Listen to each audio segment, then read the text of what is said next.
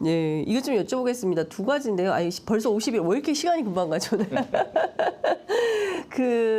일단 김건희 여사 관련된 특검법 의장 후보들마다 조금씩 결이 다른 것 같습니다. 이제 추미애 대표는 왜 빼냐 이제 이런 입장이고 정성호 의원 같은 경우에는 이재명 대표도 이렇게 모진 분이 아니라서 면전에 대고 김 여사에겐 못할 거다, 안 할 거다 이제 이런 얘기 했습니다. 김건희 특검법은 어떻게 해야 됩니까? 저는 첫 회동이니까 네. 최해병 특검에 좀 집중하는 게 저는 옳다고 보고요. 예. 22대 국회가 들어가면 지금 이제 5월달에 처리될 최해병 특검법 그의 결과에 따라서 6월달에는 저절로 논의가 불가피한 사안이다라고 보입니다.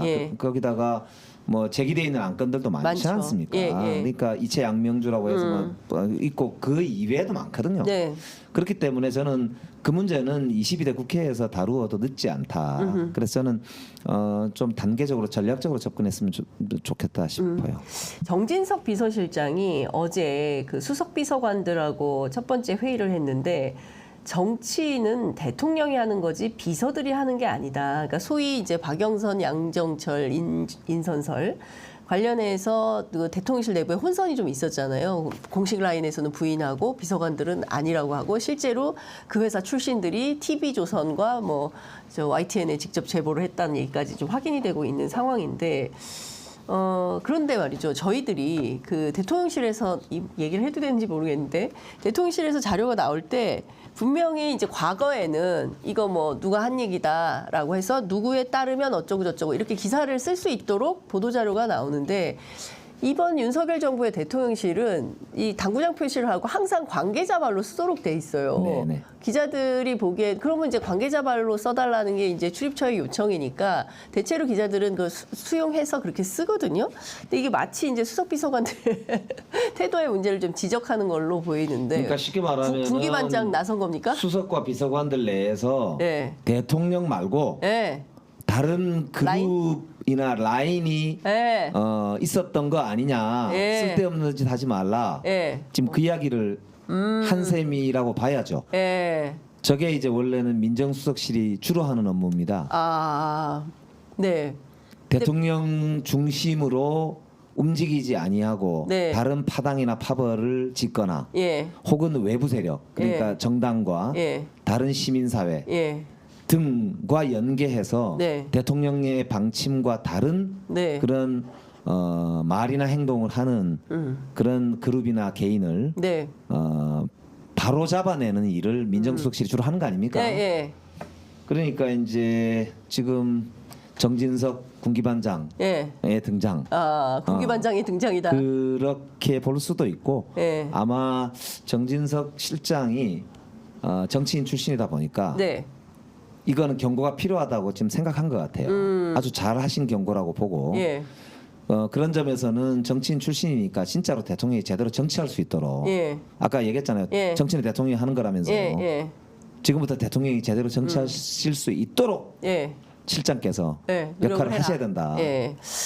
근데 지금 사실 두 가지가 문제 아니었습니까? 윤석열 정부 내내 한 사람은 김건희 여사 그리고 한 사람은 이천공 씨예요. 근데 이 의사들 이거 저 증원 문제, 의대 정원 문제와 관련해서도 이천공 씨가 나서서 내가 대화하겠다라고 언론하고 인터뷰를 했습니다. 그러면 민정수석실에서는 이런 사람들이 자꾸 이렇게 언론에 나오지 않도록 정리하는 게 그래서 원래 사실은 비서들의 역할 아닙니까? 저게 이제 친인척 관리를 했던 거는 역대 정부에서는 민정비서관실에서 했었고요. 공직기강 비서관실에서는 공직에 있는 사람들을 대상으로 공직자들에 대한 그런 이제 소위 비위나 그런 감찰 업무를 주로 담당을 했었는데 이천공실은 민간인이면서 동시에 뭐 측근인 것 같아요. 그렇죠. 그런 점에서 보면은 지금 담당하는 데가 애매해요. 근데 실제 지금 현재로는 공직기강 비서관실에서 하는 게 좀 맞아 보이는데 이시연 비서관이 뭐 하는지 모르겠습니다. 그러니까 이제 하고 있는지 모르겠지만 저런 경우는 엄하게 단속할 필요가 있어요. 그렇지 않으면 저 발호를 막을 수가 없고 그러니까 계속 사실상 못 건드리는 거 아니냐. 못 건드리는 거 아니냐. 그렇게 볼 수밖에 없잖아요. 그러네요. 저렇게 하는데 왜 공식적으로 경고를 못 합니까? 그러니까요. 뭐 다른 데는 다 압수수색도 많이 하고 뭐 공식 뭐 경고도 엄청 하더만 네. 뭐 하는지 모르겠어요. 이청호 씨에 대해서는 전혀 네. 그런 게 없는 것 같다라는 말씀 그리고 드려야 될 것 같습니다. 만약에 김건희 여사와 관련되어서 비선설에 네. 연루되어 있던 지금 대통령실의 비서관이나 행정관들이 있다면 네. 그리고 어저께 정진석 실장이 그것과 관련해서 경고를 한 게 맞다면 네. 그것도 조사를 원래는 해야 되는 해서 거죠. 예. 조치를 하는 것이 맞단 말이에요. 예. 그 일을 도대체 그게 어떻게? 못 건드리는 거 아니냐. 이렇게 이제 이야기가 나올 수밖에 없을 수 있거든요. 그러니까 그렇죠. 이거는 저도 청와대 경험에 의하면 예. 저런 말이 나왔을 때 조치를 해야 돼요. 그렇지 예. 않으면 화근이 계속 커집니다. 지금 계속 커지고 있지 않습니까? 네, 그래서 예. 지금 정진석 실장이 이왕 말씀하신 김에 예. 저 문제는 향후에도 저 반복되지 않도록 하는 네. 그런 조치와 대비가 있어야 된다. 예. 그걸 조언을 해드리고 싶어요. 네. 지금 이번 총선 민의는 범야 192석입니다. 뭐 200석이 넘었으면 좋았겠지만 190. 절묘하죠. 예, 절묘한데 네. 그 중에서도 보면 민주당은 이제 다 합쳐서 171석이 됐어요. 그리고 조국혁신당이 12석인데 사실은 어제 대통령 만나러 가기 전에 연석회의를 좀 해서 그 내용을 가지고 좀 가시라 했는데 민주당에서 거절을 했습니다. 이 선거 때는 상당히 이제 연합하는 모습이 있었거든요. 그러니까 참 공교롭게도 우연히도 민주당 지역구 후보가 있는 곳에 조국혁신당의 조국 대표 등이 가고 뭐 얼싸안고 지지는 못합니다. 뭐 선거법상 위반입니다. 이렇지만 이제 어떤 끈끈한 연대 이런 걸 좀 표시했는데 이 선거 끝나니까 이게 딱 절연하는 모양새예요.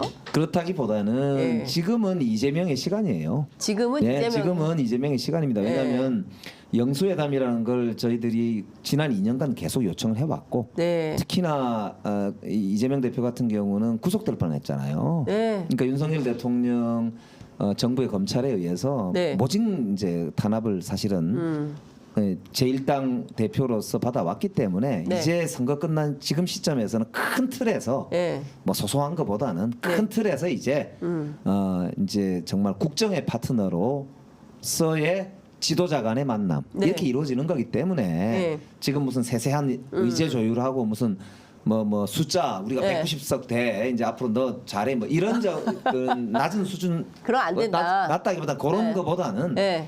이제 정말 큰 틀에서 예. 야당을 이제 파트너로 인정해서 국정이 네. 이 여와 야의 예. 큰 틀의 양바퀴로 민주공화국의 시스템대로 복원이 된다라고 하는 상징적 그런 이제 지도자 간의 시간이다 이렇게 봐야 될 것 같고요. 네. 그런 면에서는 저는 이재명 대표가 윤석열 대통령과 만남을 준비하는데 네. 좀 집중하는 게 옳다 이렇게 생각이 되고 22대 국회가 들어가면 네. 저는 야권의 연합이 저절로 이야기가 될 수밖에 없다고 봅니다. 왜냐하면 아까 최해병 특검뿐만 아니라 김건희 특검 기타 기존에 제기되어 있는 예. 각종의 국정조사 법률들 예. 이게 또다시 만약에 대통령의 거부권 행사와 연결이 되면 네. 200석이 이제 필요해지는 상황이 네. 오게 되고 그럼 국민적 지지와 더불어서 야권의 연합이 매우 중요한 변수로 떠오를 수밖에 없게 됩니다. 그러니까 태풍의 핵이 결국에는 야권 연합이 될 것이기 때문에 아하. 저는 그 시점은 반드시 온다고 보고요. 네. 그래서 지금은 뭐 누가 거절하고 누굴 빼고 이런 시기라기보다는 네. 지금 요 타임은 예.